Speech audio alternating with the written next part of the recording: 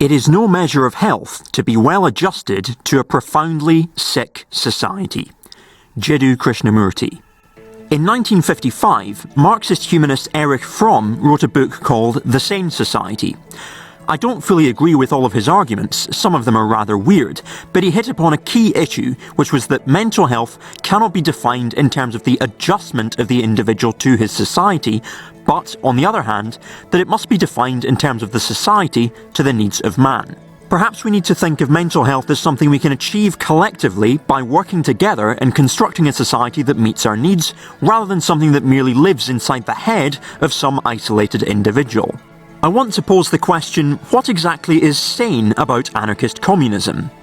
It is sane because it recognises the stark reality that freedom is a constant struggle. It recognises that while we will never have a perfect world, we should aspire to create the best world we can create. It is sane because it seeks to strike a balance between realism and utopianism in order to get things done. It is sane because it's about trying to close the gap between how the world is and how it should be. It is sane because it calls on us to identify when things aren't as they should be and take action to solve the problem.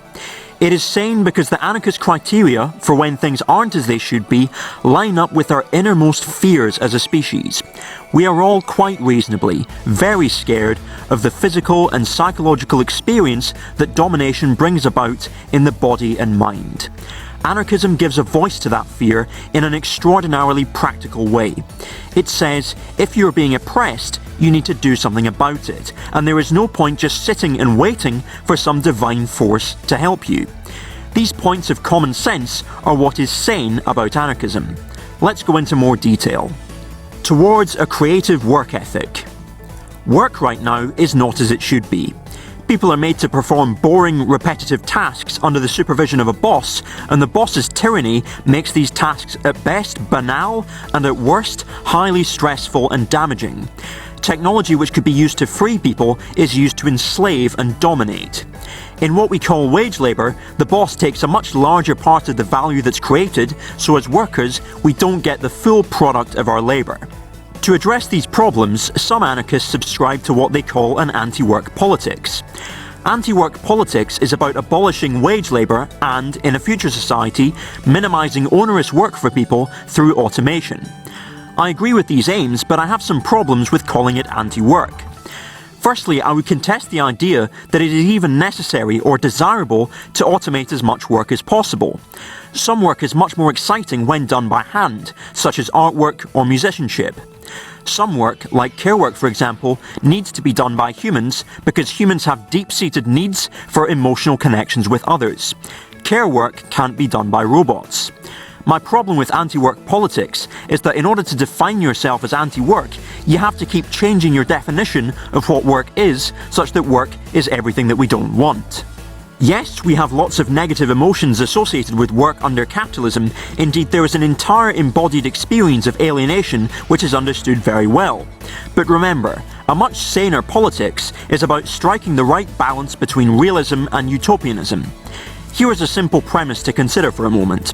Just because work right now isn't as it should be, that doesn't mean we can't think optimistically about what work could be if we took it under our own control. If we refuse to think optimistically about what work could be if we took it under our own control, in my opinion, what we're doing there is letting the alienation associated with work under capitalism cloud our judgment and stop us from thinking positively about how we can enact change, and that's a problem. These are the starting points for a creative work ethic. A creative work ethic is about recognising that when work is actually under our own control, we're much more likely to be happy to work away at will, even if the work seems mundane. Research by Ed Deci and Richard Ryan looks into what autonomy in the workplace does for workers, and finds that workers are generally much happier and more motivated when we have control over what we're doing. I feel a creative work ethic does this part of human psychology much more justice than simple anti-work politics, which in my opinion risks throwing the baby out with the bathwater. When we have control over our own work, we become much more excited about the possibilities of what we can do. Towards an emancipatory vision of gender. Gender right now isn't as it should be. We have a rigid system of binary classification wherein people are assigned gender identities at birth, regardless of what their internal experience of gender is. Not only that, but people with certain gender identities are taught to hold supremacy over others. Men are taught that they are the exercisers of authority. Women are taught to be subordinate. Non-binary people are taught that they don't exist. Trans people face horrendous gatekeeping, and changing your gender from the one you were assigned is typically a long, drawn-out process with a lot of unnecessary bureaucracy. To address these problems, some anarchists and feminists subscribe to the view that gender should be abolished. What's really meant by this is that the existing system of gender assignment should be dismantled, and instead, gender should be something which the individual freely determines for themselves. My thoughts here are much the same as they are for work. Just because gender right now isn't as it should be, that doesn't mean we can't think optimistically about what gender could be if we allowed individuals to take it under their own control. What's advantageous about such a conception of gender is that it's much better for mental health. So for example, trans people have far lower rates of self-harm and suicidal ideation when people recognise their identities.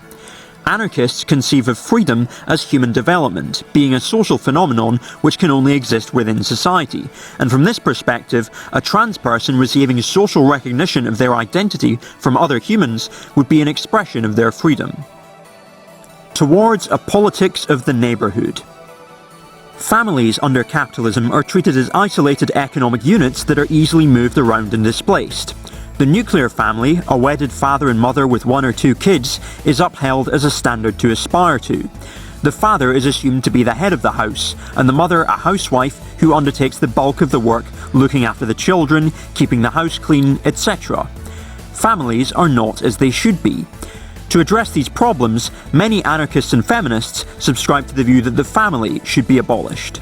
But once again, we have this problem of defining something purely in terms of the bad aspects of it due to the fact that we want to change things. In my opinion, the family is one of the few institutions of society in which the potential for unconditional love can be expressed relatively unimpeded. No, it doesn't exist in a vacuum, and of course, the individuals who belong to a family also belong to a society which is structured in a certain way, which has innumerable problems, but think about how families actually operate. If the family is anything near functional, the children are viewed as people who deserve the utmost love, support and care, and the children should receive that unconditionally, regardless of whether they mess things up or do things to piss the parents off. Families are an institution which, in order to even function, requires that some kind of unconditional love is involved, otherwise there's no way they're going to meet human needs, which is the whole point. This is one of the reasons I have some criticisms to make of the idea of, for example, wages for housework. Domestic labour is labour, I'm totally down with that. However, I worry that the idea of wages for housework, in practice, would actually be an extension of the capitalist system, bringing money into the home and marketising social relations even further. Rather than letting the wage system invade the family, we should be applying communist principles to the labour, and yes, it is labour, that goes on inside the family.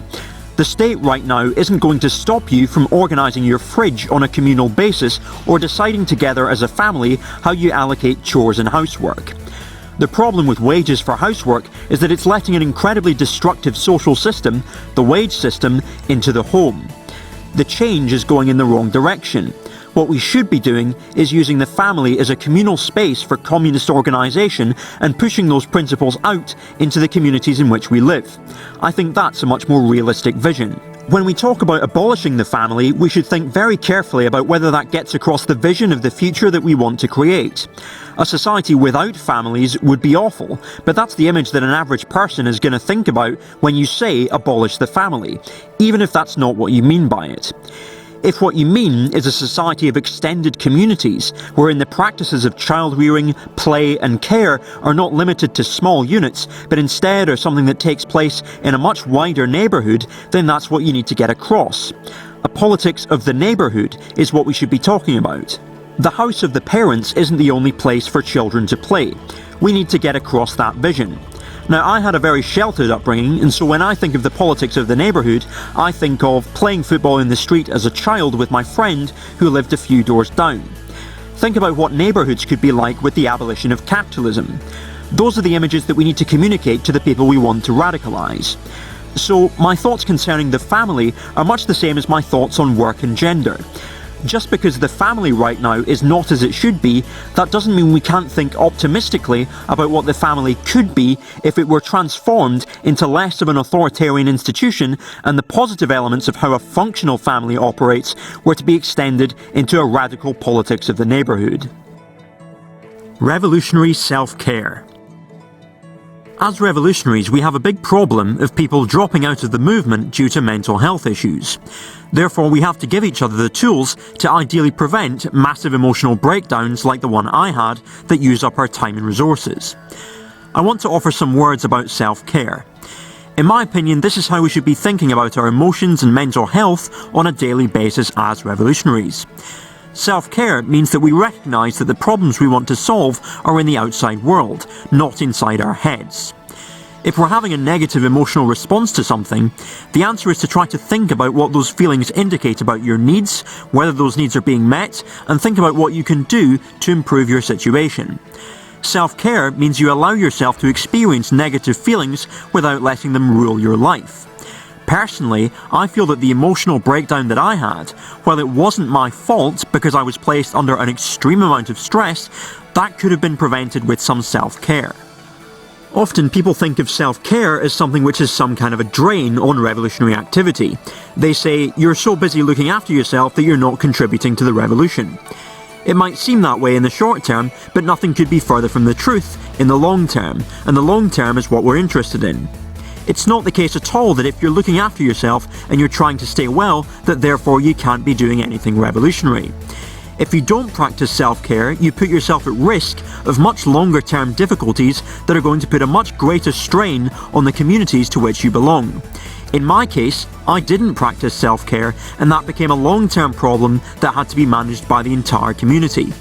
So practicing self-care is actually doing something for your community, even if it doesn't seem that way on the surface, because it prevents the long-term difficulties that are much more traumatic for everybody. The idea that self-care is counter-revolutionary is therefore superficial bollocks. Conclusion: there is no alternative. So in what sense would applying anarchist and communist principles be good for our mental health? When we engage with these principles, we notice that things aren't as they should be, and we try to think optimistically about how we can take action to solve the problem. And again, the criteria for when things aren't as they should be are quite reasonable because they are based on what we are all absolutely terrified of. Human beings just don't like being unfree, and that's as good a reason for action as any. In terms of how we look after ourselves, what is the alternative to this? Do we just not observe the conditions that are going on around us? Do we just refuse to think optimistically about how we can take action to solve the problem? Do we somehow pretend to like being unfree? None of this makes any sense, at least not to me. I want to offer some comments about adjustment once again. The alternative to applying very sensible principles to dismantle systems of oppression is to adjust yourself to the sick society in a way which has the potential to be profoundly damaging. This was what happened to me when I was sectioned. I actually convinced myself that my hospitalisation was a good thing and that I was the problem. I internalised the idea that my trauma was something normal.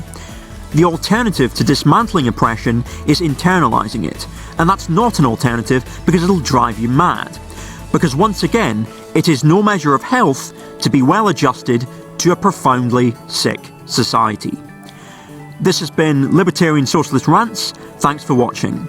Many thanks to my contributors on Patreon: Brandon Halkus Tischer, Chris Montgomery, Crouton and Baguette, Cyclodeon, David Parry, Draker, Google Hushabye Valley, I'm Not Creative Enough to Think of a Name, Ian Chartier, Jack Bryant, Jordan B. Peterson, Megan Morales, Michael Norling, Patrick Gordon, and Richard Pearson.